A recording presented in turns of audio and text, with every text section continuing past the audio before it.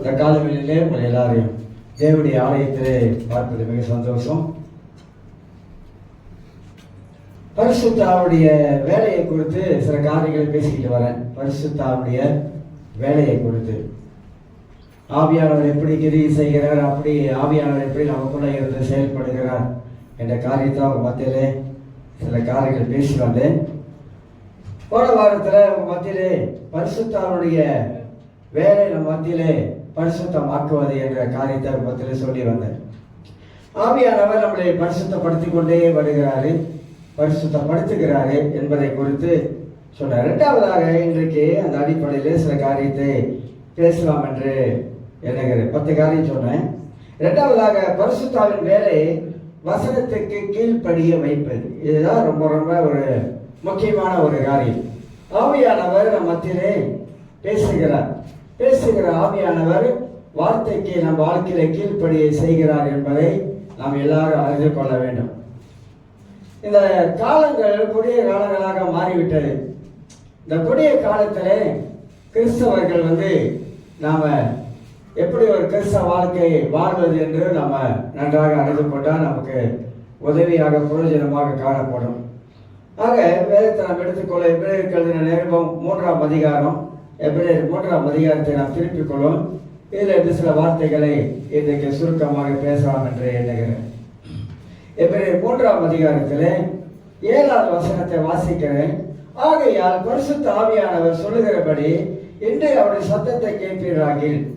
வாசிக்கும் பல வசனம் இருக்கு, ஒன்று வாசித்து நான் காட்டுகிறேன்.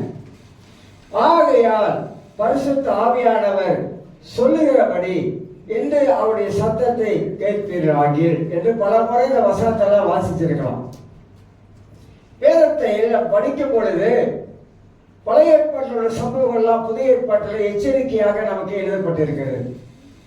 பழைய ஏற்பாட்டில் என்ன எச்சரிக்கை எழுதப்பட்டிருக்கிறது? இஸ்ரவேல் மக்களுடைய வாழ்க்கையை குறித்து நமக்கு எச்சரிக்கையாக ஆண்டவர் எழுதி வச்சிருக்கிறார். ஆக இந்த எச்சரிப்பின் சத்தம் எதுக்கு நமக்கு ஆண்டவர் புதிய ஏற்பாட்டில் கொடுக்கிறார் என்று சொன்னாக்கா, பழைய ஏற்பாட்டில் கர்த்தர் பேசினாரு, மக்களோடு பேசினாரு, ஜனங்களோடு கர்த்தர் பேசி வழிநடத்தினாரு. ஆனா ஜனங்கள் கேட்காமலே போனதுனால அவர்களுடைய வாழ்க்கை என்ன ஆனது, வனாந்தரத்தில் எப்படி அழிக்கப்பட்டாங்க, எப்படி கானான் தேசத்துக்கு போக முடியாமல் போய்விட்டது என்பதெல்லாம் பழைய ஏற்பாட்டில் நடந்த சில சம்பவங்கள் எல்லாத்தையும் புதிய ஏற்பாட்டில் மீண்டுமாக நமக்கு ஒரு எச்சரிப்பு கொடுப்பதற்காக ஆண்டவர் எழுதி வைத்திருக்கார் என்பதை நாம் விளங்கிக் கொள்கிறோம். இன்றைக்கும் பரிசுத்த ஆவியானவர் நம்மோடு கூட ஆண்டவர் பல விதங்கள்ல பல கோலத்துல பரிசுத்த ஆவியானவர் பேசிக்கொண்டே இருக்கிறார் என்பதை விளங்கிக் கொள்கிறோம். உலகம் தோன்றின முதல் நாள் கொண்டு தேவனுடைய ஆவியானவர் மனிதனோடு பேசிக்கிட்டே தான் இருக்கிறார். ஆதாம் ஏவாள் கூட ஏதேன் தோட்டத்துல விடிய காலையில் அதிகாலையிலே 4 மணி விடிகாலையிலே ஆண்டவர் மனிதனோடு பேசுகிற ஆண்டவராக இருக்கிறாரு. அன்னைக்கு துவங்கின ஆண்டவர் மனிதனோடு பேசி துவங்கின ஆண்டவர் இன்றைக்கு மனிதனோடு ஒவ்வொரு நாளும் பேசுகிறார். காரணம், மனிதனை இந்த உலகத்தில் சரியா வழிநடத்துவதற்காக, மனிதனுக்குள்ளாக பரிசுத்த ஆவியானவரை உள்ள வைத்து மனிதன் சரியான ஒரு வாழ்க்கை வாழ்வதற்காக மனிதனோடு கூட கர்த்தர் இடைப்பட்டுக் கொண்டே இருக்கிறார். மனிதன் தவறு செய்யும் போதெல்லாம் பரிசுத்த ஆவியானவர் மனிதனோடு கூட இடைப்பட்டுக் கொண்டே இருக்கிறார். மனிதன் சில வேலைகளை வழி தவறி போகும் பொழுது பரிசுத்த ஆவியானவர் மனிதனோடு கூட இடைப்பட்டுக் கொண்டே இருக்கிறார் என்பதை நாம் நன்றாக வேதத்தின் மூலமாக அறிந்து கொள்ளுகிறோம். ஆக பரிசுத்த ஆவியானவர் சொல்லுகிறபடி ஆவியானவர் என்ன சொல்லுகிறார்? பைபிளில் இருந்து, வேதத்திலிருந்து, சத்தியத்திலிருந்து பரிசுத்த ஆவியானவர் நமக்கு என்ன சொல்லி கொண்டு வருகிறாரு, ஆவியானவர் என்ன நமக்கு போதிக்கிறாரு, என்ன நாம விளங்கிக் கொள்றோம், என்ன நாம புரிஞ்சு கொள்றோம் என்பதை இதன் மூலமாக நாம அறிந்து கொள்ள முடியும். அவருடைய சத்தத்தை நாம் கேட்க வேண்டும். கடவுளுடைய சத்தத்தை நாம் கேட்டுக்கொண்டே இருக்க வேண்டும். பைபிளை படிக்கும் போது, ஜெபிக்கும் போது தேவனுடைய சத்தத்தை நாம் கேட்க வேண்டும். தேவனை குறித்ததான சிந்தனை நமக்கு எப்போது இருக்க வேண்டும். ஆண்டவர் நம்மளை எப்படி நடத்துவார் என்ற காரியத்தை நாம் எப்பொழுதும் அறிந்து கொள்ள வேண்டும். 9ஆம் வசனத்தை வாசிக்கும் போது, வனாந்தரத்தை கோபமூட்டின போதும் சோதனை நாட்களில் நடந்தது போல உங்கள் இருதயங்களை கடினப்படுத்தாதீர்கள். இஸ்ரவேல் மக்களை வச்சு பேசுறாரு. வனாந்தரத்திலே அவர்கள் கோபம் ஊட்டினாங்க. யாருக்கு? ஆண்டவராக தேவனுக்கு கோபம் ஊட்டினாங்க. எதனால கோபம் ஊட்டினாங்க அப்படின்னு கேட்டீங்கன்னாக்கா, அவங்க தேவனுடைய வார்த்தைக்கு செவி கொடுக்காது மட்டுமல்ல, ஆண்டவர் சொல்வதற்கு மிஞ்சி செயல்பட்டதனால அவர்கள் வாழ்க்கையில கடவுளுடைய கோபம் மூண்டது என்பதை நாம் விளங்கிக் கொள்கிறோம். அப்புறம் அதிலே சொல்லப்படுகிறது, சோதித்தார்கள், என்னை பரீட்சை பார்த்தார்கள், பல விதத்துல பரீட்சை பார்த்தார்கள். நான் எகிப்திலிருந்து கொண்டு வந்தேன், அவளை ஆசீர்வதித்தேன், வனாந்தரத்தின் வழியாக கொண்டு போனேன், போஷித்தேன், இப்படி கானான் தேசத்துக்கு கொண்டு போறதுக்கு பல விதமான திட்டங்களை போட்டேன். ஆனா அவங்களும் வனாந்தரத்தில் வரும்போதெல்லாம் எனக்கு கோபத்தை மூட்டினாங்க, என்னை சோதித்து பார்த்தாங்க.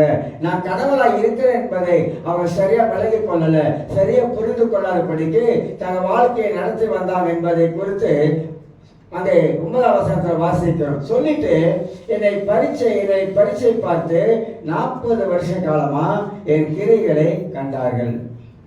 1 வருஷம் 2 வருஷம் இல்லைங்க, 40 வருஷ காலமா தேவனுடைய கிரியைகளை மக்கள் கண்டாங்க. இன்னைக்கும் மக்கள் தேவனுடைய கிரியைகளை பார்த்துக்கிட்டே வராங்க, சாட்சி சொல்றாங்க. ஆண்டவர் என்னை இப்படி நடத்தினாரு, ஆண்டவர் என்னை அப்படி நடத்தினாரு, ஆண்டவர் என்னை ஆசீர்வதித்தாரு, எனக்கு வழிகளை திறந்தாரு, எனக்கு அற்புதம் செஞ்சாரு. இப்படி எல்லாம் இன்றைக்கும் கடவுளுடைய ஜனங்கள் தேவனுடைய மக்கள் தேவன் செய்த நன்மைகளை, அவருடைய கிரியைகளை மக்கள் சாட்சியின் வடிவிலே அவர்கள் சொல்லிக்கொண்டே வராங்க. காரணம், ஆண்டவர் இருக்கிறார் என்பது அவங்களுக்கு தெரியும். கர்த்தர் இருக்கிறாரு, ஆண்டவர் என் வாழ்க்கையில இருக்கிறாரு, எனக்கு நன்மைகளை செய்கிறாரு. ரொம்ப காலமா ஜெபமான கர்த்தரை ஜெபத்தை கேட்டாரு, அதுக்கு ஒரு பதிலை கொடுத்தாரு, வழிகளெல்லாம் திறந்து கொடுத்தாரு, இது வரைக்கும் நடத்தி வந்திருக்கிறாரு. ரட்சிக்கப்பட்ட நாள் முதல் இது நாள் வரைக்கும் தேவன் உங்க வாழ்க்கையிலும் என் வாழ்க்கையிலும் என்ன குறைய வச்சுட்டாரு? யார சொல்ல முடியுமா?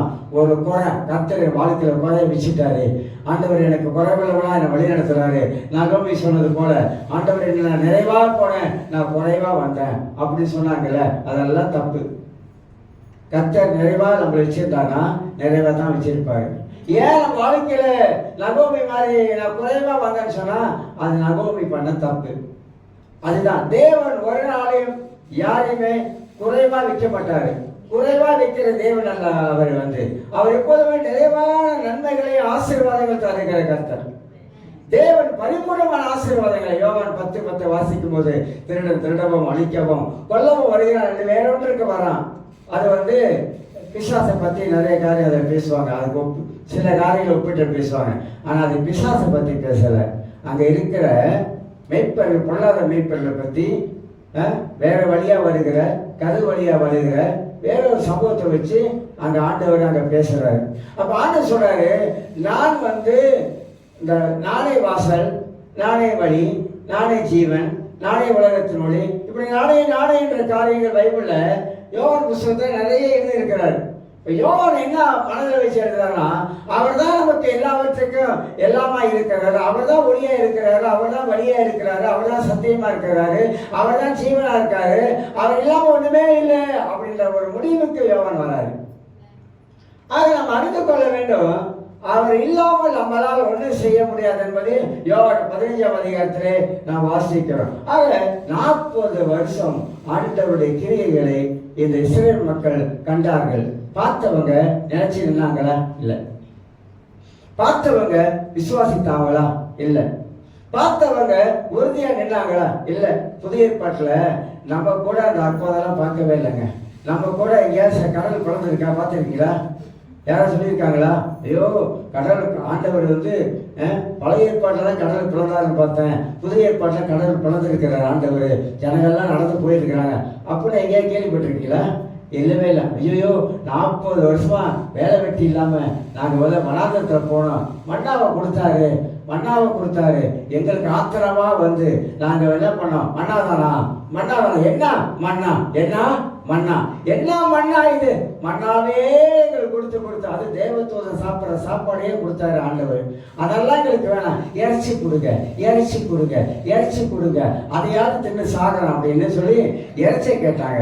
இறைச்சி கொடுத்தாரு ஆண்டவர். என்ன மாதிரியான இறைச்சி கொடுத்தாருங்களா? நம்பர் 1 ஆண்டவர் கொடுத்த காடை என்ன தெரியுங்களா? நம்ம இங்க இருக்கிற சின்ன காடை கொஞ்சம் தெரியுமா? அது இல்லை, அந்த காடை இல்லை. ஒவ்வொரு காடையும் கோழி மாதிரி இருக்குமா, அவ்வளோ பெருசு. நம்பர் 1 த பெஸ்டானதை கொடுத்தாரு, சிறந்ததை கொடுத்தாரு. ஜனங்க சாப்பிடட்டும் கேட்டாங்க. நான் கொடுக்குற சாப்பாடு சத்து உள்ளது, ஆனா இவங்க கேட்கக்கூடாது கேட்டுட்டாங்கன்னு சொல்லி வானத்துல கீழ்காற்ற விட்டு என்ன எங்க இருந்தால் லட்சக்கணக்கான காடையை கொண்டாது முட்டி வரைக்கும் நீ என்னது காடை குமிஞ்சி போய் அப்படியே விழுந்து கிடச்சு. கொஞ்சம் கற்பனை பண்ணி பார்த்துருக்கிறோமா? நம்முடைய அறிவுக்கு எட்டாத ஒரு காரியத்தை கத்த செஞ்சிருக்கிறாரு. நம்முடைய மூளைக்கு எட்டாத ஒரு காரியம் கத்த செஞ்சிருக்கிறாரு. எங்க இருந்து அந்த காலம் வந்திருக்கோம்? லட்சக்கணக்கான யூத மக்கள் வந்துகிட்டு இருக்கிறாங்க. எல்லாத்துக்கும் ஒரு ஆளுக்கு ஒரு காடையை கொடுத்தா கூட வந்தவங்க 15-20 லட்சம் பேருக்கு எவ்வளவு காடையை கர்த்தர் அனுப்பியிருப்பாரு. நான் என்ன நினைக்கிறேன், தேவனால கூடாத காரியம் ஒன்று கர்த்தரால எல்லாமே கூடும். நடக்க முடியாத காரியத்தெல்லாம் கர்த்தரால் நடக்க செய்வார். மனிதன் நினைச்சு பார்க்க முடியாத காரியத்தெல்லாம் அவரால் மட்டும்தான் செய்ய முடியும். உலகத்துல வேற யாருமே செய்ய முடியாது. அவர் ஒருத்தர் தான் மனிதன் நினைச்சு பார்க்க முடியாத காரியத்தையும் மனிதன் எண்ணி பார்க்க முடியாத காரியத்தையும் அவன் கண்களுக்குள்ளாக அவன் எண்ணத்துக்குள்ளாக சிந்திக்க முடியாத காரியத்தை அவன் பிரமிப்பு அடைந்து, ஆண்டவரே நீ ஒருவரே சர்வ வல்லமுள்ள ஆண்டவரே, நீ ஒருவரே மகா பெரியவர் ஆண்டவரே சொல்லி அவன் மட்டும்தான் மனிதன் கடவுளுக்கு எவ்வளவு பெரியவர் என்று நினைக்கப்படி தவிர வேற உலகத்துல யாரும் தேவன் செஞ்ச மாதிரி செய்யவே முடியாது. வாழ்வது இயேசுக்கா இருக்கணும், சாப்பிடுறதும் இயேசுக்கா இருக்கணும். வலது பக்கம் சாயக்கூடாது, இடது பக்கம் சாயக்கூடாது. நம்முடைய கண்கள் எப்போதும் ஆண்டவரே நோக்கி தான் பார்க்கணும். நம்மளை வாழ வைக்க தேவன் அவர் தான். அதனால்தான் அவர் பரிபூர்ணமான நன்மைகளை வாழ்க்கையில என்னைக்கு தருகிறவர். பரிபூர்ணமான நன்மைகள், பரிபூர்ணமான ஆசீர்வாதங்கள், பரிபூர்ணமான கிருபைகள். தேவன் கிருபை ஒன்றாலும் விட்டு விலகுவதே கிடையாது. அவன் நம்மை எப்போதுமே ஆசீர்வதிக்கிற எண்ணம் உள்ளவராக இருக்கிறார். அவள் பிள்ளைகளை அவன் ஆசீர்வதிக்கிற எண்ணம் உள்ளவராக இருக்கிறார். அந்த ஆசீர்வாதத்துக்கு நாம தான் பாத்திரவான்களாக மாறணும். அதை விட்டுட்டு கர்த்தர் எனக்கு என்ன செஞ்சாரு, நான் ரட்சிக்கப்பட்ட நாள்ல இருந்து என்ன செஞ்சாரு, நான் பட்ட கஷ்டம் தான் அதிகம், நான் பட்ட துன்பம் அதிகம். நம்ம கடவுள் பட்டேன்னு சொல்லுவோம், ஆண்டவரே நான் ரட்சிக்கப்பட்ட நாள்ல இருந்து ஆண்டவரே நான் படாத பாடுபட்ட ஆண்டவரே, எனக்கு என்ன நன்மை வந்துச்சு, எனக்கு எந்த நன்மை வரல அப்படின்னு கடவுளை பார்த்து நம்ம பல வேலைகள்ல நம்ம கேள்விகளை தான் நிறைய கேட்கிறோம்.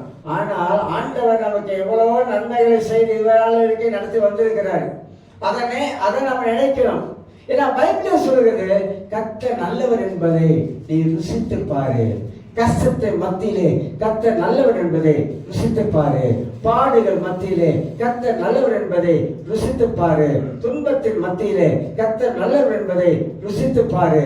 அதான் பைபிள் போதிக்கிற போதனை. எல்லா சூழ்நிலை மத்தியிலும் எனக்கு ஆண்டவர் நல்லவராகவே இருக்கிறார்.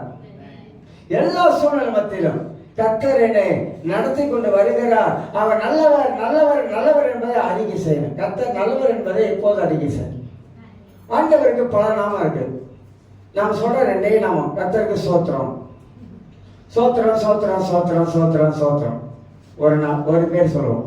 அப்புறம் அலேலியா அலேலியா அலேலியான்னு சொல்லுவோம். இது 2 தவிர அவர் பெரியவர், அவர் வல்லவர், அவர் மகிமை உள்ளவர், மகத்துவமானவர், அவர் ஒருவர் சேராத ஒளியிலே வாசம் பண்ணுகிறார். இதெல்லாம் சொல்றதே இல்லைங்க. தேவனை புகழ்வது என்பது ஒரு சாதாரண விஷயம் அல்ல. அவர் பேரைகளை சொல்லி நம்ம கடவுளை புகழ்வது சாதாரண காரியம் அல்ல.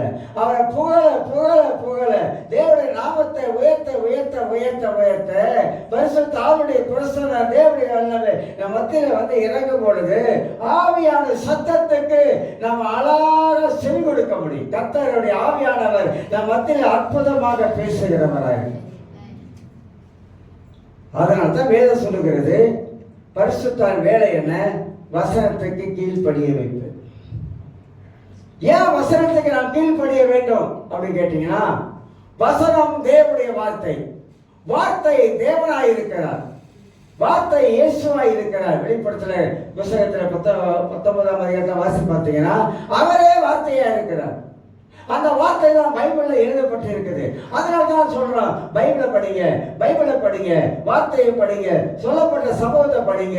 வார்த்தையில ஜீவன் இருக்கு, வார்த்தையில வல்லமை இருக்கு, வார்த்தையில விடுதலை இருக்கு. வார்த்தையை அறிக்கை செய்யுங்க, வார்த்தையை தியானம் பண்ணுங்க, வார்த்தையை சிந்தித்து கொண்டே இருங்க. அப்படி ஏன் சொல்றோம் அப்படின்னா, இல்லைன்னா ஆண்டவர் யோசுவாவுக்கு சொல்லியிருக்க மாட்டாரு. யோசுவா 1ஆம் அதிகாரத்துல 8ஆம் வசனத்துல இந்த நியாயப்பிரமாண புஸ்தகத்தை நீ என்ன செய், இரவும் பகலும் தியானம் பண்ணிக்கொண்டே சிந்தனை பண்ணு. வேற சிந்தையை மனதுக்குள்ள கொண்டு வராத.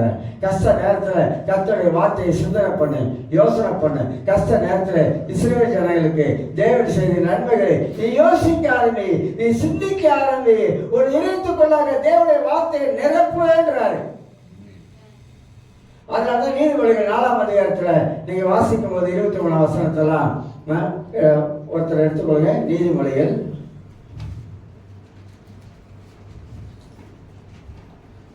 24ஆம் அதிகாரத்துல 23 நினைக்கிறேன், வாசிக்கிறேன். எல்லா காவலோடும் ஒரு இருதயத்தை காத்துக்கொள், அந்த நிலத்திலிருந்து ஜீவ ஊற்று புறப்படும். எல்லா பாருங்க, ஒரு இருதயத்தை எல்லா காவலோடும், ஒரு இதயத்தை நீ காவலோடு, அதாவது காவல் பண்ணணும். இதயத்துக்குள்ளாக வேறு இடத்துல வேற எதுவும் உள்ள வரக்கூடாது, வேற எதுவும் உள்ள வரக்கூடாது. ஏன்னா நம்மள வேற ஏதாவது உள்ள வந்துச்சுன்னா நம்மளுடைய வாழ்க்கையை கெடுத்துரும். நம்முடைய மனதுக்குள்ள கூட வேற ஏதாவது வந்துருச்சுனாக்கா நம்மளை திசை மாத்திரும், திசை திருப்பிடும். இருக்கவே கூடாது. ஆக தேவனுடைய வார்த்தை உள்ளத்துல வந்துச்சுன்னா அது உள்ளத்துக்குள்ள இருந்து ஒரு ஜீவ ஊற்று. ஜீவ ஊற்றுனா ஒரு கிணத்தை நோண்டும் போது தண்ணி எப்படி சுரந்து கொண்டே இருப்பது போல இந்த வார்த்தை உள்ள இருந்துச்சுன்னா அந்த வார்த்தை நமக்குள்ளாக ஒரு ஜீவ ஊற்றாக அது நமக்குள்ள இறைத்துக்குள்ளாக புறப்பட்டு வரும். ஜீவ ஊற்று வரும்போது தண்ணி எப்படி இருக்கும் தெரியுங்களா? சுத்தமான தண்ணியா இருக்கும், ருசி உள்ள தண்ணியா இருக்கும். அப்ப நம்ம இதயத்தில் தேவனுடைய வார்த்தையை வைக்கும் போது அந்த தேவனுடைய வார்த்தை அது சுத்தம் உள்ளதோ, அது பரிசுத்தம் உள்ளதோ, நம்மளை வாழ வைக்க வேண்டியதோ, நமக்கு ஆலோசனை சொல்லக்கூடியதோ, நம்மளை நடத்தக்கூடியதுமாக இருக்கிறது.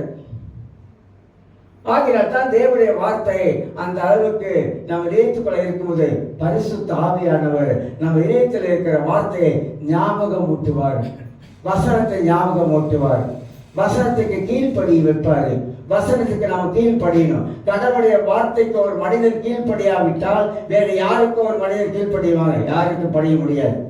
ஏன்னா உலகத்துல மனிதனுடைய வார்த்தைக்கு கீழ்ப்படிவதே இல்லை. அது நல்லா தெரியும், நமக்கு சொல்லவே வேண்டாம்.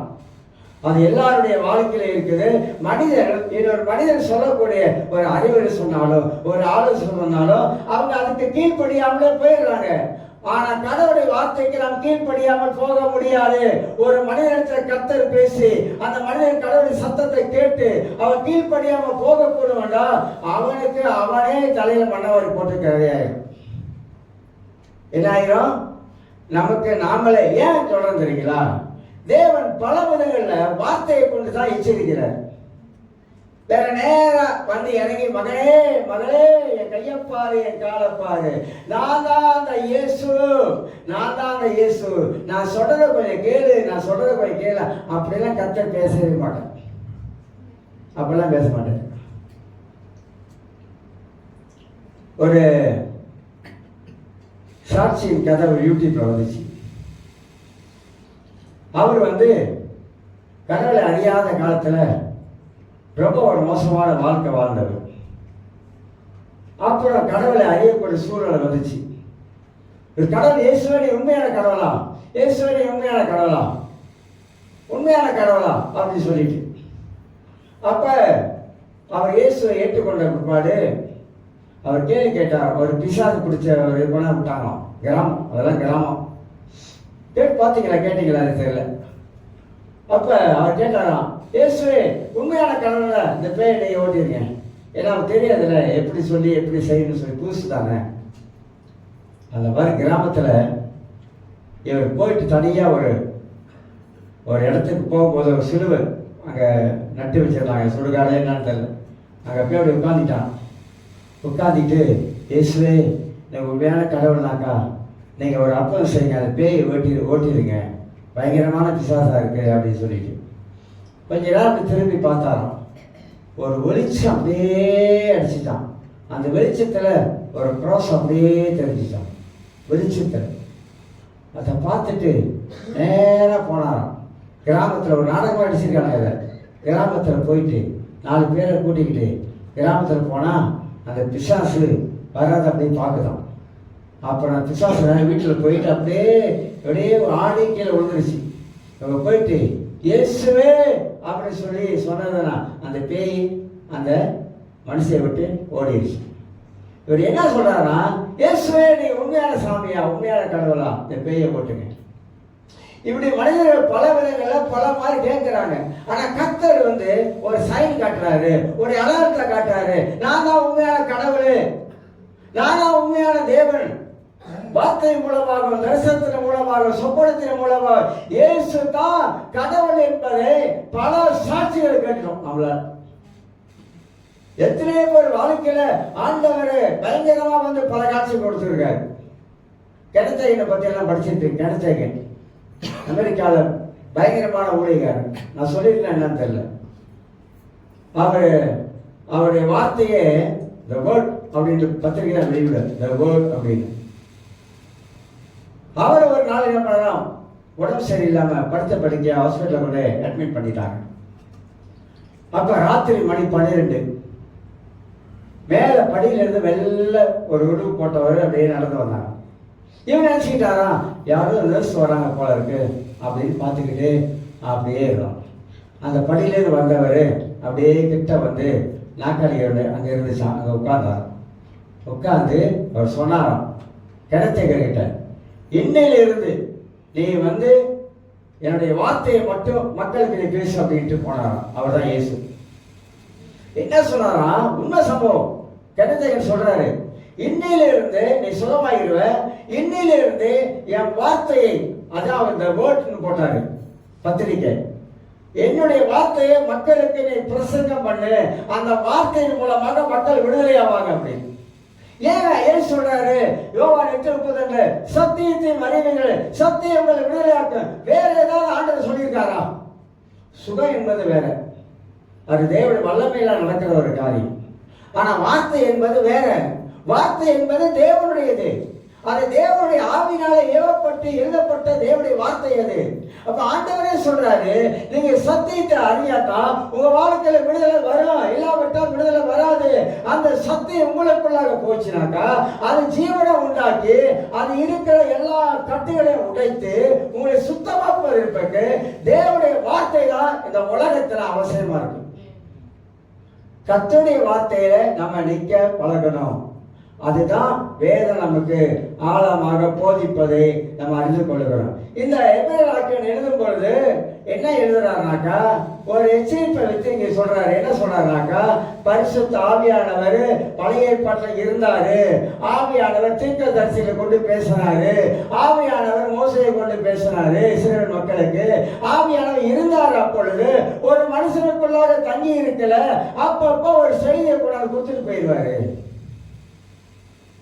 தீர்க்கதரிசி வாழ்க்கையில ஒரு செய்தி வரும், பெற்றுக்கொள்வாங்க, மக்களுக்கு சொல்லிட்டு போயிடுவாங்க. இப்படிதான் நடந்தது. அப்ப தேவனுடைய ஆவியானவர் பழைய ஏற்பாட்டில் எப்படியெல்லாம் ஆவியானவர் கிரியை செய்தாரு, இன்றைக்கு எப்படி பரிசுத்த ஆவியானவர் கிரியை செய்யறார். இப்ப நான் ஒரு கேள்வி கேட்கிறேன், மனதுக்கு கேட்கிறேன். எல்லாரும் பரிசுத்த ஆவியை பெற்றுக்கணும்.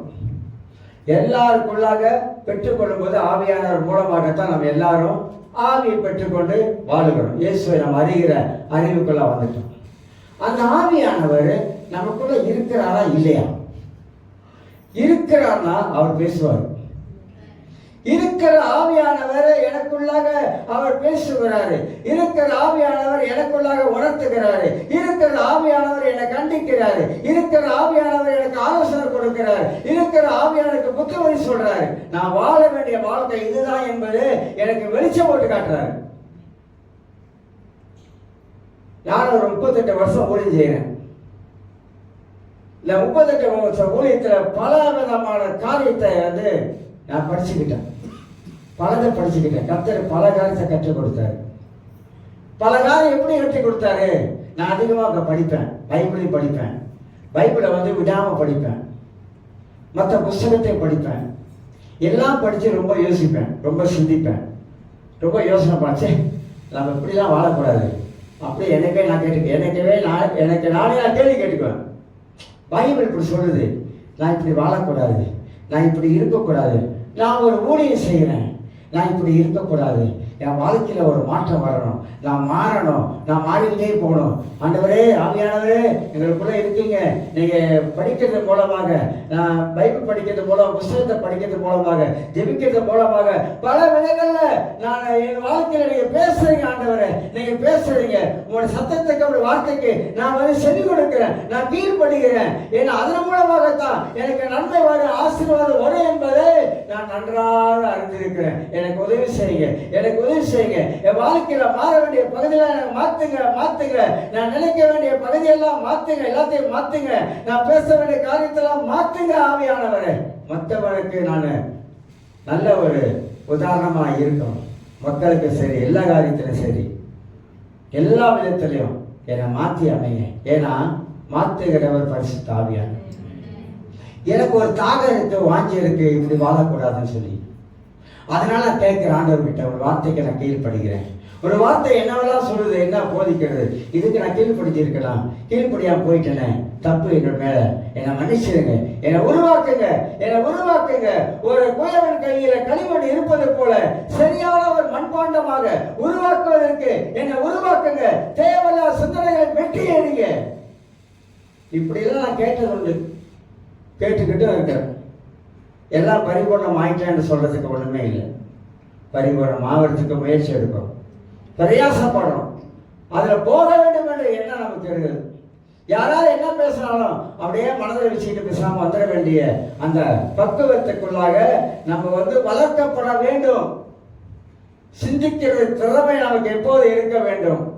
அதனால தான் வேதம் சொல்லுகிறது, எபிரேயருக்கு எழுதுகிற 10ஆம் வசனத்துல, ஆதலா நான் அந்த சந்ததியை ஆலோசித்து அவர்கள் எப்பொழுதும் வலுவிலேயே போகிற இருதயம் உள்ள ஜனம் என்று என்னுடைய வழியை அறியாதவர் என்று சொல்லி ஆண்டவர் மோசேக்கு தேவனுடைய வழியெல்லாம் காட்டினாரு, இஸ்ரவேல் மக்களுக்கு கிரிகளை காட்டினாரு, அற்புதம் அடையாளங்கள். இதுதாங்க இன்னைக்கு மக்கள் என்ன பண்றாங்க, இஸ்ரவேல் ஜனங்கள் மாதிரி, ஆண்டவரே எனக்கு ஒரு அற்புதம் செய்யுங்க, செய்வார், இல்லைன்னு சொல்லல. வழியை நம்ம கற்றிருக்கிறோமா? இந்த வழியை விட்டுட்டோம், கிரிகளை மட்டும் தேடிக்கிட்டே இருக்கணும். சின்ன பிள்ளைக்கு மாதிரி, கை குழந்தை மாதிரி கிரிகள், எனக்கு இதை செய்யுங்க, எனக்கு அதை செய்யுங்க, எனக்கு அப்படி செய்யுங்க, எனக்கு இப்படி செய்யுங்க, எனக்கு கிள்ளி கொடுக்காதுங்க, அள்ளி கொடுங்க. கிள்ளிலாம் கொடுக்காதீங்க ஆண்டவரே, அள்ளி கொடுங்க. ஒரு பொத்துக்கிட்டு பிச்சுக்கிட்டு கொட்டுங்க எனக்கு. இப்படித்தாங்க கேட்கிறோம். நிறைய வந்து நம்முடைய காரியத்துக்கு, நம்முடைய தேவைக்கு அதெல்லாம் ஜெபிக்க வேணாம் நம்ம சொல்லவே மாட்டோம், அது தேவைதான். ஆனா கடவுளுடைய வழியை ஒரு மனுஷன் அறிந்து கொண்டால் உங்க தேவையெல்லாம் தானா சந்திக்கப்படும். நினைச்சதுக்கும் நினைக்காததுக்கும் நீங்க நினைச்சோட ஜெபம் இருப்பீங்க, ஆனா அவன் நினைச்சிருக்கவே மாட்டீங்க. ஆனா நினைக்காத காரியத்தை ஆண்டவர் சேர்த்து கொடுத்துருவாரு. இப்ப சாலமோன் ராஜாவாயிட்டான், அவனுக்கு நல்லா தெரியுது ராஜாவான ஜனங்களை நியாயம் இருக்கணும். அவன் கேட்டான், அவனுக்கு மனசுல இருந்தது ஜனங்களை சரியா நியாயம் இருக்கணும். அவன் மனசுல இருக்குது பாருங்க, தப்பா நியாயம் இருக்கக்கூடாது, சரியா நியாயம் இருக்கணும். அதுக்கு என்ன தேவை? ஞானம் தேவை. அப்ப அவன் என்ன கேட்டுக்கலாம் ஆண்டவர்கிட்ட, ஆண்டவரே நான் ராஜாவாயிட்டேன், ஆனா ராஜாவானதுனால சுத்தி இருக்கிற எல்லா ராஜாக்கள் இருக்கிறாங்க, அவங்களை காட்டிலும் என்னை உயர்த்தி வச்சிருக்காங்க அப்படி கேட்டானா? கேட்டுக்கலாம், நான் கேட்டுக்கலாம், உயர்த்தி வச்சிருங்க. என்னை பார்க்கும் போதெல்லாம் அவங்களுக்கு வந்து பொறாமையா இருக்கணும். இந்த அளவுக்கு இந்த சாலமோன் ராஜா வந்துட்டானே அப்படின்னு பொறாம போனான். அந்த அளவுக்கு என்னை உயர்த்துங்க, தூக்குங்க ஆண்டவரே, என்னை தூக்குங்க ஆண்டவரே அப்படின்னு கேட்டானா? அவன் கேட்கவே இல்லை. நம்மள என்ன பண்ணோம், அவன் பக்தியிலே என்னை உயர்த்துங்க ஆண்டவரே அப்படின்னு சொல்லிடு, அப்படிதான் கேட்கணும். அவன் கேட்டது தன் ஜனத்தை மனதில் வச்சு அதை கர்த்தர் பார்க்கிறாரு. அவன் இதயத்துல என்ன இருக்குது அப்படின்னு பார்க்கிறாரு. கர்த்தருடைய மக்கள், அதாவது தேவ ஜனத்தை மனதில் வைத்து இந்த மக்களுக்கு ஏதாவது ஒரு பிரச்சனை வந்துச்சுன்னா என்கிட்ட வருவாங்க. அப்படி வரும்போது நான் தப்பா நியாயம் தீர்த்துட்டேனாக்கா தப்பா போயிடும் ஆண்டவரே, அதனால எனக்கு சரியான ஞானத்தை கொடுங்க அப்படின்னு கேட்டோம். உடனே தான் கேட்டான், சரிப்பா நீ கேட்டது நியாயம், அதுல நல்ல காரியம் இருக்குது, அதனால ஞானத்தை உனக்கு தருகிறான் அப்படின்னு சொல்லி போயிருக்கலாம். ஆண்டவரே நீ ஞானத்தை தானே கேட்ட, அதனால ஞானம் உனக்கு தருகிறான் போன்னு சொல்லிருக்கலாம்.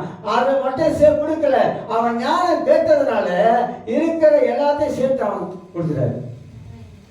கேட்கறது சரியா கேட்டா கொடுக்கிற ஆண்டவர் எல்லாத்தையும் சேர்த்து கொடுப்பாரு. ஒரு பையன் என்ன பண்ணானா, மிட்டாய் கடைக்கு போயிட்டு கடைக்காரர் கேட்டானா, எனக்கு மிட்டாய் வேணும் அப்படின்னு, எடுத்துக்கலாம் அப்படின்னா, இல்லைங்க என் கை சின்ன கை, நான் எடுத்தேன் மிட்டாய்க்குள்ள கையை விட்டு எத்தனை எடுப்போம், ஒரு 5-6 மிட்டாய் அப்பா அதிகம் பாருங்க அவனுக்கு. நீங்கள் கையை விட்டீங்கன்னா பெரிய கை, அப்படி எடுத்தீங்கன்னா நிறைய வரும் அப்படின்னு கேட்டான். அவன் பாருங்க, என் கை சின்ன கை, உங்க கை பெரிய கை, அதனால நம்ம கை நம்ம மூளை சின்ன மூளை, நம்ம கையை சின்ன கை. ஆனா தேவனுடைய மகாபெரிய ஞானம் உள்ளவர், அவர் கை பெரிய கை, அவர் கொடுத்தாருன்னா அள்ளி கொடுப்பாரு, எல்லாத்தையும் சேர்த்து கொடுப்பாருங்க. கையே தட்ட மாட்டீங்க. ஒருத்தர் வந்து சொல்லிட்டாரு, இந்தியாவில் மட்டும் ஒருத்தர் சொல்லிட்டாருன்னா ஆமென் ஆமென்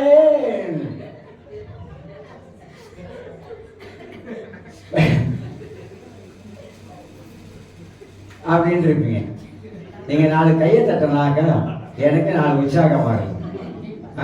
அதை விட்டுட்டு ஆமாவா பாஸ்டர்,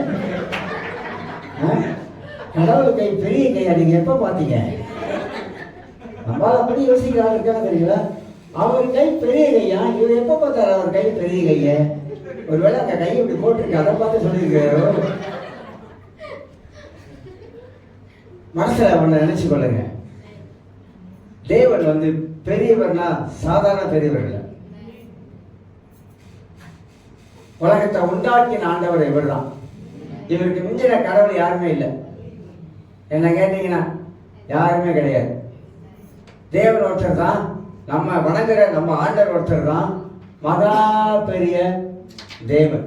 அதனால தான் ஆதியாகமம் 17:1 ஆபிரகாமை பார்த்து ஆண்டவர் சொல்றாரு, ஆபிரகாமே இது வரைக்கும் உனக்கு ஒரு பக்கம் வாழ்க்கை இருந்துச்சு, இப்போ 2வது பக்கம் வாழ்க்கை. ஏன்னா ஆபிரகாமுக்கு 2 பக்கம் வாழ்க்கை. பைபிள்ல சில பேருக்கு 2 பக்கம் வாழ்க்கை இருக்கு. முதல் பக்கம் வாழ்க்கைலாம் சரியில்லை ஆபிரகாமுக்கு. ஆனா 2வது பக்கம் வாழ்க்கையில கர்த்தர் சொல்றாரு, ஆபிரகாமே நான் சர்வ வல்லமுள்ள தேவன், ஆகையினால நீ எனக்கு முன்பாக உத்தமனாய் நட. இது வரைக்கும் போய் புத்தகம் பண்ணதுல போது நிப்பாட்டு. ஏன் எனக்கு உத்தமனா நீ நடன்னு சொல்றாரு? இந்த மூல வார்த்தையில இன்னொரு அர்த்தங்கள் சொல்லுவாங்க. சர்வ வல்லமுள்ள தேவனுக்கு பல அர்த்தம் இருக்கு. தாயின் தகப்பனை போலவர், அதுக்கும் பல அர்த்தங்களை வந்து மூல வார்த்தையில வச்சிருக்கிறாங்க. அதெல்லாம் சொல்லி உங்களுக்கு நான் என்ன விளக்க வைக்க முடியும்? சொல்லுங்க பாருங்க. அப்ப நான் என்ன சொல்ல வரேன்னா, நம்ம தேவன் எல்லா தேவர்களையும் பெரியவர். இந்த பைபிள்ல தேவர்கள் வர வார்த்தை இருக்குல்ல, தேவர்கள் வர வார்த்தை வந்து புரஜாதிகள் வழிபடுகிற தேவர்கள் அதெல்லாம். ஆனா நம்ம தேவன் கடவுளாய் இருக்கிறார், ஆண்டவராய் இருக்கிறாரு, ஆசீர்வதிக்கிறவரா இருக்கிறாரு, நம்மளை வழிநடத்துகிற கர்த்தரா இருக்கிறாரு, நம்ம கவலைகளை தீர்க்கிற தேவனா இருக்கிறாரு, நமக்கு வழியை உண்டு பண்ணுகிற தேவனா இருக்கிறாரு. அதனால தான் உண்மை நம்புகிற மனுஷன் பாக்கியவன்.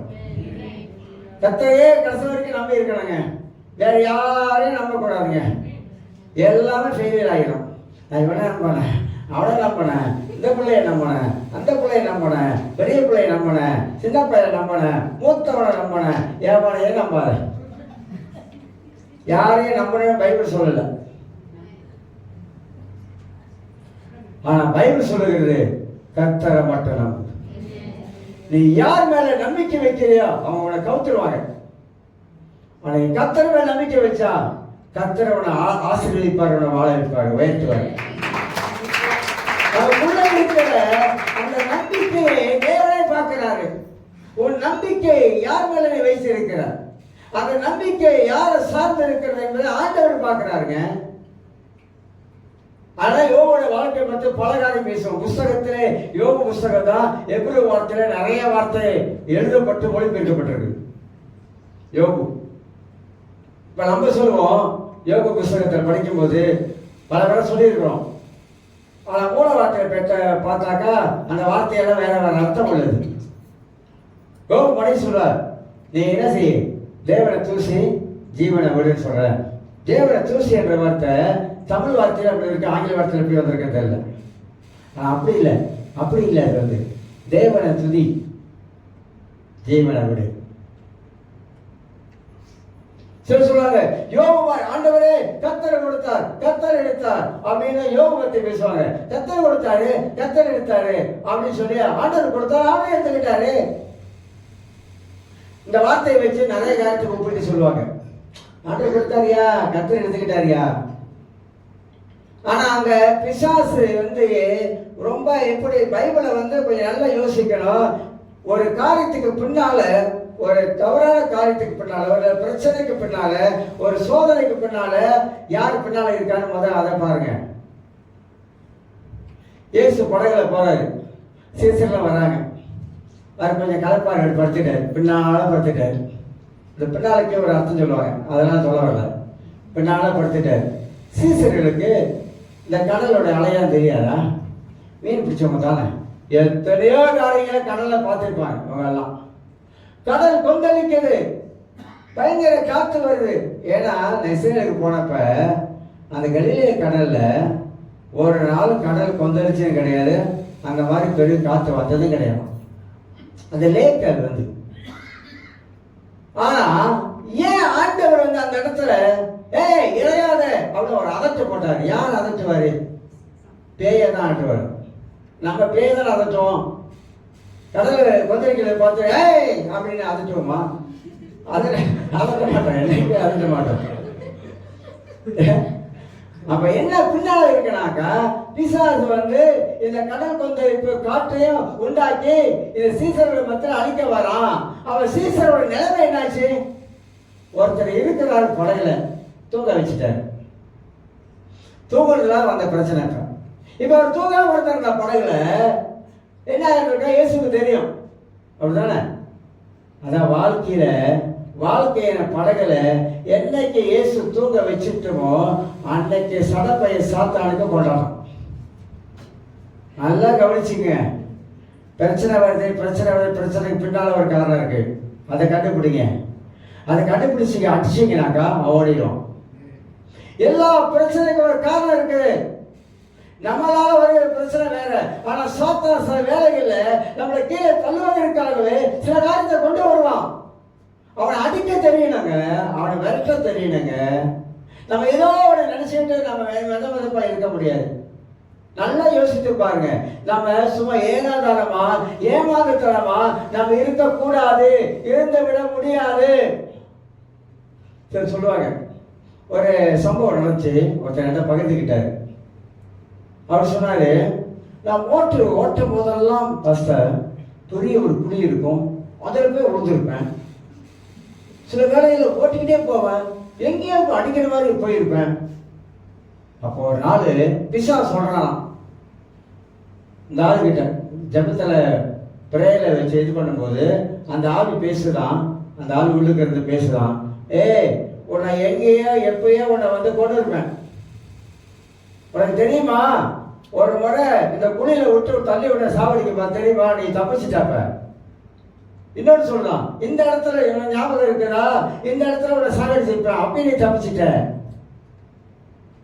நீங்க நினைக்காதீங்க, அந்த நேரத்தெல்லாம் கர்த்தர் காப்பாத்தி இருக்கிறாரு, தப்பு வச்சிருக்கிற. பின்னால ஒண்ணு இருக்கு, ஒரு ஆபத்து வரக்கூடிய நேரம். அதனால தாங்க எப்போதுமே நான் சொல்றேன், காலையில நீங்க ஜெபிக்க ஆரம்பிக்கும் போது முதலாவது இயேசு ரத்தத்தால உங்க வீட்டை, நீங்க வேலைக்கு போகிற உங்க வாகனத்தை, உங்க மோட்டார் பைக்கை இயேசு ரத்தத்தால வேலி அடைங்க. பொல்லாத சாத்தானே, என்னை தொடர் நினைக்கிற பிசாசை இயேசு நாமத்துல உன்னை விரட்டுகிற, உன்னை கடிந்து கொள்ளுகிற இயேசு ரத்தத்தினால என்னை வேலி எடுத்துக் கொள்ளுங்க ஆண்டவரே. நம்ம எந்திரிச்ச உடனே பல்ல விளக்கின உடனே கோபி எங்கே, அப்புறம் கோப்பியோட நிப்பாட்டல. சில பேர் வீட்டில் நம்ம பேச மாட்டோம், சில பேர் வேலைக்குன்னா வெளியே போயிடுவாங்க. அங்க போனா லக்ஷா கரிமி சத்தம்,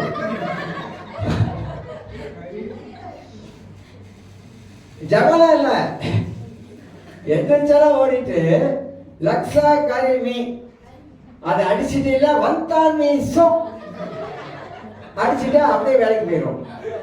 அப்ப அன்னைக்கு நீங்க வேலைக்கு போகிற முன்பாக தேவனுடைய சமூகத்துல முழங்கால் படிட்டு உங்களுடைய பாதுகாப்புக்காக நீங்க ஜெபம் பண்ணிக்கலாம். நமக்கே நம்முடைய பாதுகாப்புக்கே நாம் ஜெபிக்கிறோம். ஆண்டவர் மேல இருந்து பார்ப்பாரு, பாவி உனக்கு எவ்வளவு ரோட்ல ஆபத்து இருக்கு, ஜெபம் பண்ணி போனையா அப்படின்னு கேட்க மாட்டாரு. ஆவியானவர் நம்ம உணர்த்துவாருங்க. ஜெபிக்கிறவங்க வாழ்க்கையில உள்ள இருக்கிற தீபம் ஒரு நாள் அழிஞ்சு போவாரு. ஜெபிக்கிற வாழ்க்கையில உள்ள ஒரு தீபம் எரிஞ்சு கொண்டே இருக்கிறோம். ஜெபிக்கிற வாழ்க்கையில தேவனுடைய பாதுகாப்பு வாழ்க்கையில இருக்கும். ஜெபிக்கும் போது இவனை அடிச்சு வரட்டு ஜெபிக்கணும். அதனால்தான் இஸ்ரவேல் மக்கள் பின்னால இந்த பிசாசோட கிரி இருந்து கொண்டே, பழைய ஏற்பாடு இருந்துச்சு, புதிய ஏற்பாட்டிலையும் இந்த சாத்தானுடைய கிரிகள் இருந்து கொண்டே இருந்ததை அறிந்து கொள்கிறோம். ஆகையினால் தான் வேதம் சொல்லுகிறது, இவர்களை எப்பொழுது வழிவிலகி போகிற ஜனம் கண்டு அறிந்திருக்கிறான். அவன் இருதயம் எப்போதும் வழிவிலகி போயிடும், தேவனை விட்டு போயிடுவாங்க. அதெல்லாம் நமக்கு நன்றாக தெரியும். நம்மளும் சில வேலைகளை வழியை விட்டு விலகி போயிடும். வழி நீதிபதிகளை வாசிப்பாருங்க, அருமையான வார்த்தையெல்லாம் ஆண்டவர் எழுதியிருக்காங்க. அருமையான வார்த்தை. இந்த ஒரு மனிதன் தேவனுடைய வழியை விட்டு போகிறான், பைபிள் அழகா சொல்லுதுங்க.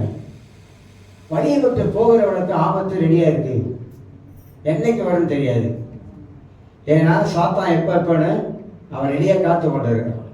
நல்லா இருக்கிற மாதிரி எல்லாம் தெரியலாம், ஒண்ணுமே நடக்காத மாதிரி தெரியலாம், ஆனா பின்னால் அவன் வேலை செஞ்சுக்கிட்டே இருக்கிறான் என்பதை நம்ம சில வேலைகளில் மறந்து போயிடும். 11ஆம் வசனத்தை வாசித்து நான் முடிக்கிறேன். 11ஆம் வசனம், என்னுடைய இளைப்பாறுதலில் அவர்கள் பிரவேசிப்பதில்லை என்று என்னுடைய கோபத்தினாலே ஆணையிட்டேன். கடவுளுக்கு எப்படி கோபம் வருது? கடவுளுக்கு எப்படி கோபம் வருது? இஸ்ரவேல் ஜனங்கள் செய்யக்கூடாததெல்லாம் கடவுளுக்கு எதிராக செஞ்சதுனால தான் ஆண்டவருக்கு நம்ம கோபத்தை மூட்டினோம். கடவுளுக்கு கோபத்தை மூட்டினா என்ன ஆகும் சொல்லுங்க, சொல்லுங்க மாட்டோம். ஒரு வீட்டில் இருக்கிற ஒரு பிள்ளை தன் தாய் தகப்போட சுற்பேச்சை கேட்காமலே ஒரு செஞ்சுக்கிட்டதா சோத்திரம் சோத்திரம் சோத்திரம் சோத்திரம் கையை தட்டிக்கிட்டு அப்படியே சந்தோஷமா இருந்துட்டு என் பேச்சே கேட்க மாட்டான், கர்த்தருக்கு சோத்திரம் அப்படின்னு போயிடலாம். என்ன பண்ணும்? அது ஆம்பளை பிள்ளையா இருந்தாலும் பெண் பிள்ளையா இருந்தாலும் பேச்சு கேட்கலாம், உட்கார வச்சு கோவம் வருதா இல்லையா? கோவம் வருது. ஏன் கோவம் வருது? சொல் பேச்சே கேட்க மாட்டான். நல்லதுக்கு தான் சொல்றோம் நம்ம, இவன் கேட்க மாட்டான். அப்புறம் அவனா நம்ம இன்னொன்று நினைப்போம், நீங்களும் அப்படிதான் இருவீங்க சின்ன பிள்ளையில அப்படின்னு அடுத்த ஆள் போட்டு விட்டுருவோம். நம்ம சின்ன பிள்ளையா இருக்கும்போது கடவுளை அறியலுங்க, இப்போ நம்ம கடவுளை அறிஞ்சிட்டாங்க. அதனால பிள்ளைங்க சொல்றோம், கேளு, சொல் பேச்சை கேளு, வேண்டாம் அப்படின்னு கேட்கும்போது கேட்காம ஒன்று செய்வதனால நமக்கே கொஞ்சம் கோபம் வர்றதுனாக்கா கடவுள் நம்மளை உண்டாக்கி இருக்காரு, நம்ம நல்லா இருப்பதற்கு வாழ்க்கையில வச்சிருக்கிறாரு, இந்த உலகத்துல வச்சிருக்கிறாரு, நம்ம நல்லா ஆசீர்வாதமா இருக்குன்னு நினைக்கிறாரு. அவருக்கு நம்ம எதிராக ஒன்று செஞ்சா அவர் மனசு எப்படி இருக்கும்? வேதனைப்படும். அதனாலதான் கோபம். ஆண்டவருடைய மனது எப்படியெல்லாம் வேதனைப்பட்டது பைபிள்ல இருக்குங்க. அவர் ஏன் கண்ணீர் விட்டாரு? சுவிசேஷத்தை வாசிக்கும் போது ஆண்டவர் சொல்ற, இஸ்ரவேலே உன்னை நான் எவ்வளவோ நான் கோழி தன் குஞ்சுகளை காப்பது போல பாதுகாத்தேன். மனசோட வேதனையா சொல்றாரு, கண்ணீர் அவருக்கு மன சஞ்சலம்.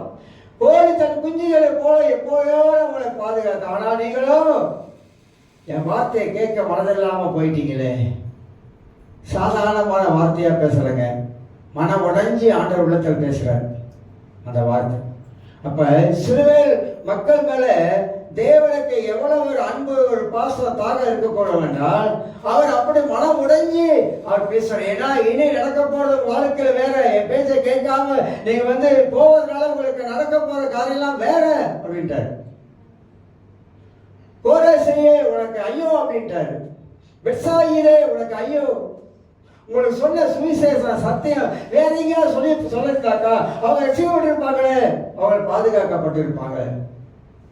எவ்வளவு மன உடஞ்சி சொல்றாரு பாருங்க.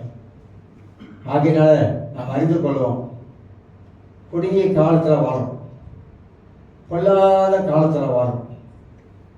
ஒரு சேர்ச்சில் 6 மாதத்துக்கு ஒரு முறை எல்லாம் ஞானஸ்தானம் எடுத்தாங்க. 6 மாதம் ஒரு முறை. பார்த்துருக்கீங்களா எவ்வளோ அருமையான சபை? 6 மாதத்துக்கு ஒரு முறை எல்லாரும். அப்புறம் 31ஆம் தேதி வருஷ கடைசியில் வந்துச்சுன்னா எல்லாரும் ஞானஸ்தானம் எடுத்தாங்க. எப்படி இருக்கு? பலவிதமான காரியம். எல்லாம் மக்களும் சத்தியத்தை தெரியாம எல்லாரும் கூட போயிட்டு அந்த 6 மாதத்துக்கு ஒரு முறை ஞானஸ்தானம், அது சுத்திகரிக்கும். ஞானஸ்தானத்துக்கு அர்த்தமே தெரியல, அது சுத்திகரிக்கும். அப்போ 6 மாதத்துக்கு ஒரு முறை ஒரு சுத்திகரிக்கும். அந்த மாதிரி நாங்கள் வச்சேன்னு வச்சுக்கீங்க. எல்லாருமா நினைப்பீங்க, இது எங்கடா இருக்கு, எங்க இருந்தாலும் பிடிச்சி வந்தாரு அப்படின்னு நினைப்பீங்க. ஆனால் மக்கள் அப்படி ஆக்கியாங்க. ஏன்னா அந்த மாதிரியான காலம் இன்னைக்கு வந்துடுச்சு. ஒருத்தர் சொல்றாரு, நான் இதில் பார்த்தேன், எல்லாம் பப்ளிக்கே வெளியே விடுது பாருங்க. ஒருத்தர் சொல்றாரு, நீங்க ஞானஸ்தானம் எடுக்காவிட்டா திரும்ப பந்தியில பங்கெடுக்கக்கூடாது அப்படின்ட்டு. சரி சொல்றாங்க, ஞானஸ்தானம் 6 மாசம் கிளாஸுங்க, இல்லை 1 வருஷங்க, 2 வருஷங்க நீங்க இருக்கணும், அப்பதாங்க ஞானஸ்தானம் அப்படின்னாங்க. பைபிள்ல பிலிப்பு கந்தகோ மந்திரி கிட்ட போயிட்டு சுவிசேஷம் சொல்லியாங்க, நீ 1 வருஷம் காத்துரு, நீ 6 மாசம் காத்துரு அப்படின்னு சொன்னாரு. தண்ணி இங்கே தான் இருக்கு, இப்போ என்ன தடை? இறங்கினாங்க, முழுங்கினாங்க, வந்தாங்க, முடிஞ்சா? பைபிள் பேசிக்க விட்டுட்டாங்க. சபையோட சட்டத்திட்டம் கொண்டாந்து உள்ள வச்சுட்டாங்க. இதுக்கு நிறைய சபையோட சட்டத்திட்டம் தான் இருக்குது, வேற ஒன்றும் கிடையாது. பைபிளுடைய சட்டத்திட்டம் எல்லாம் போச்சு, எல்லாம் இல்லை. இதே போக வேண்டிய காலத்தில் என்ன ஆகும் தெரியாது. சிலர் சொல்றாங்க, அந்நிய பாசனம் என்னத்துக்குங்க பேசிக்கிறே, விளக்குதா? ஏதோ புரியுதா? இல்லை புரியல. பைபிள் எழுதியிருக்கா? பாவலையே சொல்றாரு, புரியல எழுதியிருக்கா? இல்லையே. அது கடவுளோட நேரடி தொடர்பு உள்ளதுங்க. அதெல்லாம் ஏன் பேசணும்? பேசாதீங்க. அதுல இருக்க ரகசியம் தெரியாதானே இவங்க சொல்ல மாட்டாங்க. அதுல என்ன ரகசியம் இருக்கிறது தெரியாதனால தான் எனக்கு எல்லாமே ரோஜாவாயிருச்சு. ரோஜா வேற எதுவும் நினைச்சிருங்க, ரோஜா வேற எங்கேயோ போயிடாதீங்க, வேற உலகத்துக்கு போயிடாதீங்க. எல்லாம் அப்படி ஆயிடுச்சுங்க, மிக்ஸ் ஆயிடுச்சுங்க, எல்லாம் போச்சுங்க. இன்னைக்கு சத்தியத்தை விட்டு வழி விலகி போன காரியங்கள்லாம் நிறைய ஆயிடுச்சுங்க. எங்க பார்த்தாலும் பெருகிருச்சு, மோசம் ஆகிருச்சு. சூழ்நிலை அப்படி இருக்குது. சத்தியத்துல நிலைச்சி இருக்கிற வாழ்க்கையில சத்தியம் வாழ வைக்கும். வேற எதுவும் சத்தியம் தான் நம்மளை எல்லா விதத்திலும் வாழ வைக்கும். கண்டதையும் கேட்காதீங்க, பைத்தியம் பிடிச்சிடும். கண்டதையும் கேட்டாலும் அவங்க பைத்தியம் பிடிக்கும். ஆனா ஒரு சத்தியத்தை ஆழமா விளங்கிக் கொண்டு அதுல நீங்க கட்டி வாழ ஆரம்பிச்சீங்கன்னா உங்களுடைய ஆவிக்குரிய வாழ்க்கை அந்த அளவுக்கு செழிப்பா இருக்கும். அந்த அளவுக்கு தேவ சத்தியத்துல நீங்க வேறு ஓடி ஆழமா நிற்பீங்க. அதனால அருமையானவர்கள், இந்த கால வேளையில ஆவியானவர் உடைய சத்தத்தை எப்போதும் கேட்கிறதா இருக்கும். எல்லாரும் எழுந்திருக்கும்.